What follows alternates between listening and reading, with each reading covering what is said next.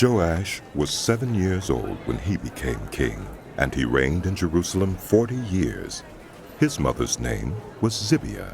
She was from Beersheba. Joash did what was right in the eyes of the Lord all the years of Jehoiada the priest.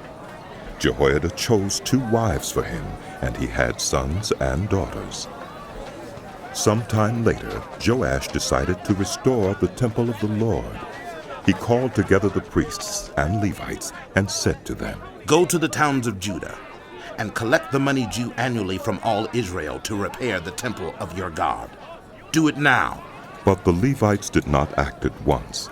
Therefore the king summoned Jehoiada the chief priest and said to him, "Why haven't you required the Levites to bring in from Judah and Jerusalem the tax imposed by Moses, the servant of the Lord, and by the assembly of Israel for the tent of the covenant law?" Now the sons of that wicked woman Athaliah had broken into the temple of God and had used even its sacred objects for the Baals. At the king's command, a chest was made and placed outside at the gate of the temple of the Lord. A proclamation was then issued in Judah and Jerusalem that they should bring to the Lord the tax that Moses, the servant of God, had required of Israel in the wilderness. All the officials and all the people brought their contributions gladly, dropping them into the chest until it was full. Whenever the chest was brought in by the Levites to the king's officials, and they saw that there was a large amount of money, the royal secretary and the officer of the chief priest would come and empty the chest and carry it back to its place. They did this regularly and collected a great amount of money. The king and Jehoiada gave it to those who carried out the work required for the temple of the Lord. They hired masons and carpenters to restore the Lord's temple, and also workers in iron and bronze to repair the temple. The men in charge of the work were diligent, and the repairs progressed under them. They rebuilt the temple of God according to its original design and reinforced it. When they had finished, they brought the rest of the money to the king and Jehoiada, and with it were made articles for the Lord's temple, articles for the service and for the burnt offerings, and also dishes and other objects of gold and silver. As long as Jehoiada lived, burnt offerings were presented continually in the temple of the Lord. Now Jehoiada was old and full of years, and he died at the age of 130. He was buried with the kings in the city of David because of the good he had done in Israel for God and his temple. After the death of Jehoiada, the officials of Judah came and paid homage to the king, and he listened to them. They abandoned the temple of the Lord, the God of their ancestors, and worshipped Asherah poles and idols. Because of their guilt, God's anger came on Judah and Jerusalem.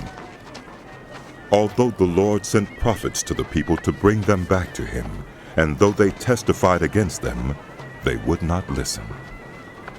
Then the Spirit of God came on Zechariah, son of Jehoiada the priest. He stood before the people and said, "This is what God says. Why do you disobey the Lord's commands? You will not prosper. Because you have forsaken the Lord, he has forsaken you."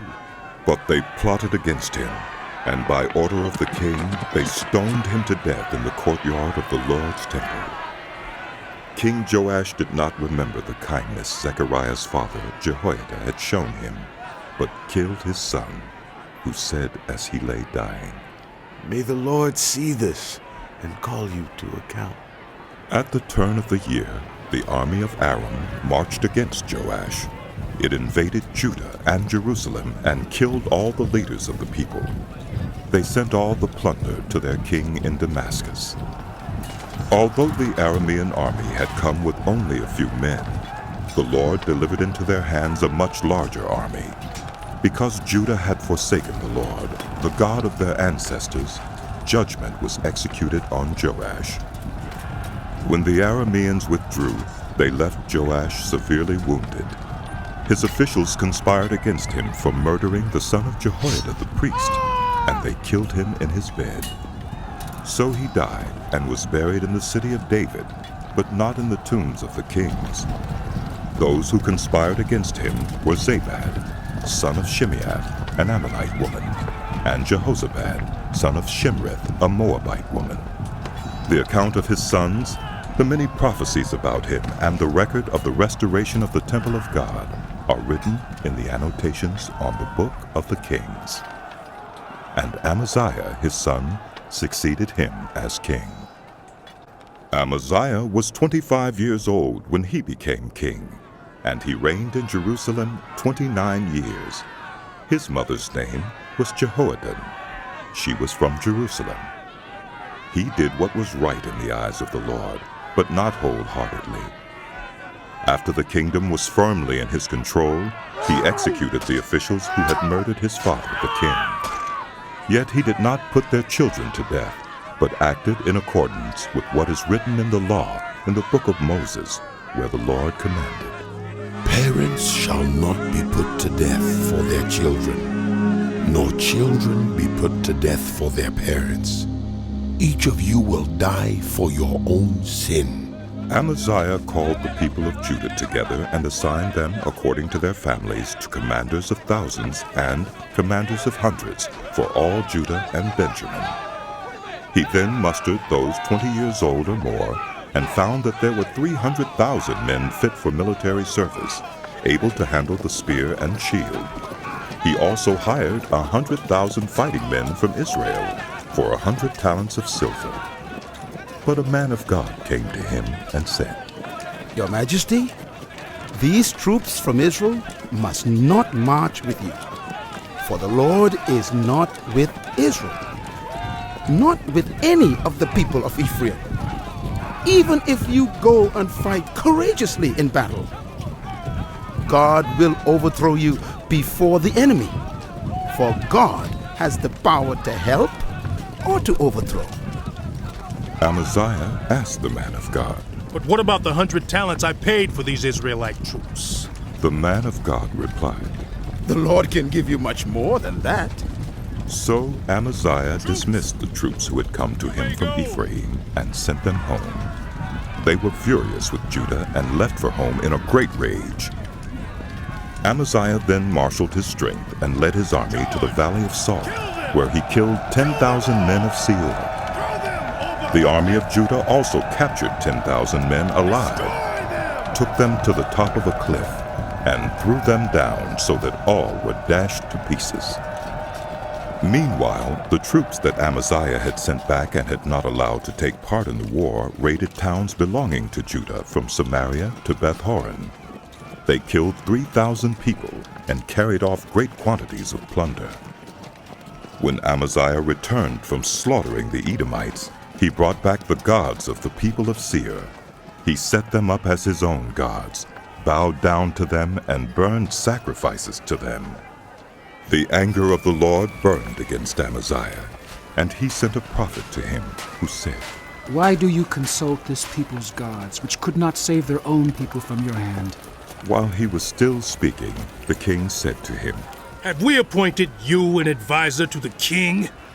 Stop! Why be struck down? So the prophet stopped, but said, I know that God has determined to destroy you, because you have done this and have not listened to my counsel. After Amaziah, king of Judah, consulted his advisers, he sent this challenge to Jehoash, son of Jehoahaz, the son of Jehu, king of Israel. Come meet me face to face. But Jehoash, king of Israel, replied to Amaziah, king of Judah, A thistle in Lebanon. Send a message to a cedar in Lebanon. Give your daughter to my son in marriage. Then a wild beast in Lebanon came along and trampled the thistle underfoot. You say to yourself that you have defeated Edom, and now you are arrogant and proud. But stay at home. Why ask for trouble and cause your own downfall and that of Judah also? Amaziah, however, would not listen, for God so worked that he might deliver them into the hands of Jehoash, because they sought the gods of Edom. So Jehoash, king of Israel, attacked. He and Amaziah, king of Judah, faced each other at Beth-shemesh in Judah. Judah was routed by Israel, and every man fled to his home. Jehoash, king of Israel, captured Amaziah, king of Judah, the son of Joash, the son of Ahaziah, at Bethshemesh. Then Jehoash brought him to Jerusalem, and broke down the wall of Jerusalem from the Ephraim gate to the corner gate, a section about 400 cubits long. He took all the gold and silver, and all the articles found in the temple of God that had been in the care of Obed-Edom, together with the palace treasures and the hostages, and returned to Samaria. Amaziah, son of Joash, king of Judah, lived for 15 years after the death of Jehoash, son of Jehoahaz, king of Israel. As for the other events of Amaziah's reign, from beginning to end, are they not written in the book of the kings of Judah and Israel? From the time that Amaziah turned away from following the Lord, they conspired against him in Jerusalem, and he fled to Lachish, but they sent men after him to Lachish and killed him there. He was brought back by horse and was burned with his ancestors in the city of Judah. Then all the people of Judah took Uzziah, who was 16 years old, and made him king in place of his father Amaziah. He was the one who rebuilt Elath and restored it to Judah after Amaziah rested with his ancestors. Uzziah was 16 years old when he became king, and he reigned in Jerusalem 52 years. His mother's name was Jechaliah. She was from Jerusalem. He did what was right in the eyes of the Lord, just as his father Amaziah had done. He sought God during the days of Zechariah, who instructed him in the fear of God. As long as he sought the Lord, God gave him success. He went to war against the Philistines and broke down the walls of Gath, Jabneh, and Ashdod. He then rebuilt towns near Ashdod and elsewhere among the Philistines. God helped him against the Philistines and against the Arabs who lived in Gur-baal, and against the Meunites. The Ammonites brought tribute to Uzziah, and his fame spread as far as the border of Egypt, because he had become very powerful. Uzziah built towers in Jerusalem at the corner gate, at the valley gate, and at the angle of the wall, and he fortified them. He also built towers in the wilderness, and dug many cisterns, because he had much livestock in the foothills and in the plain. He had people working his fields and vineyards in the hills and in the fertile lands, for he loved the soil. Uzziah had a well-trained army, ready to go out by divisions according to their numbers, as mustered by Jeiel, the secretary, and Maaseiah, the officer under the direction of Hananiah, one of the royal officials. The total number of family leaders over the fighting men were 2,600. Under their command was an army of 307,500 men, trained for war, a powerful force to support the king against his enemies. Uzziah provided shields, spears, helmets, coats of armor, bows, and sling stones for the entire army. In Jerusalem he made devices designed by skilled workers for use on the towers and on the corner defenses, so that soldiers could shoot arrows and hurl large stones from the walls. His fame spread far and wide, for he was greatly helped until he became powerful. But after Uzziah became powerful, his pride led to his downfall. He was unfaithful to the Lord his God, and entered the temple of the Lord to burn incense on the altar of incense. Azariah the priest, with 80 other courageous priests of the Lord, followed him in. They confronted King Uzziah and said, "It is not right for you, Uzziah, to burn incense to the Lord. That is for the priests, the descendants of Aaron, who have been consecrated to burn incense. Leave the sanctuary, for you have been unfaithful, and you will not be honored by the Lord God."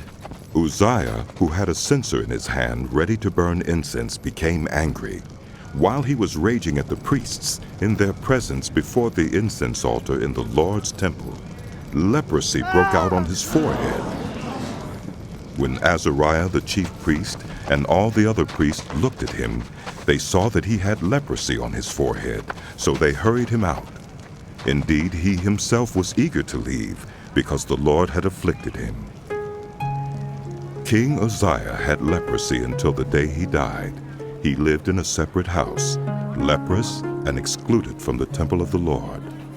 Jotham, his son, had charge of the palace and governed the people of the land. The other events of Uzziah's reign from beginning to end are recorded by the prophet Isaiah, son of Amos.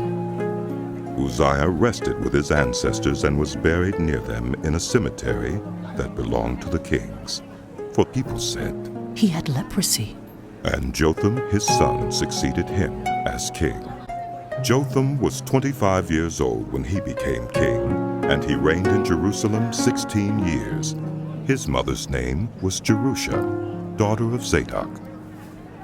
He did what was right in the eyes of the Lord, just as his father Uzziah had done. But unlike him, he did not enter the temple of the Lord. The people, however, continued their corrupt practices. Jotham rebuilt the upper gate of the temple of the Lord and did extensive work on the wall at the hill of Ophel. He built towns in the hill country of Judah and forts and towers in the wooded areas. Jotham made war on the king of the Ammonites and conquered them. That year the Ammonites paid him 100 talents of silver, 10,000 cores of wheat, and 10,000 cores of barley. The Ammonites brought him the same amount also in the second and third years. Jotham grew powerful because he walked steadfastly before the Lord, his God. The other events in Jotham's reign, including all his wars and the other things he did, are written in the book of the kings of Israel and Judah. He was 25 years old when he became king, and he reigned in Jerusalem 16 years. Jotham rested with his ancestors and was buried in the city of David, and Ahaz, his son, succeeded him as king.